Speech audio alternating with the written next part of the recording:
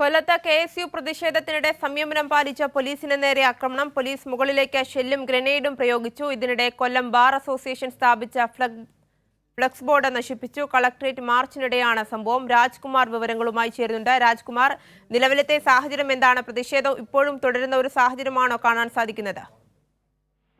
ഒരു മണിക്കൂർ മുമ്പാണ് പ്രതിഷേധക്കാർ വരികയും പോലീസ് സ്ഥാപിച്ച ബാരിക്കേഡ് തകർക്കാൻ ശ്രമിച്ചു. പോലീസ് പക്ഷേ സംയമനം പാലിക്കുകയായിരുന്നു. ഇതിന് നേരെ പോലീസിന് നേരെ കല്ലേറുണ്ടായി. കയ്യിൽ കരുതിയിരുന്ന വടിയും മറ്റും വെച്ച് പോലീസിനെ തലങ്ങും വിലങ്ങും ആക്രമിച്ചു. പക്ഷെ പോലീസ് അപ്പോഴും സംയമനം പാലിക്കുകയായിരുന്നു.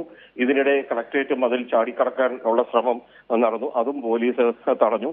ഇത് സംഘർഷം രൂക്ഷമായതോടെയാണ് പോലീസിന് ആകാശത്തേക്ക് 4 റൗണ്ട് ഷെല്ല് പൊട്ടിച്ചു.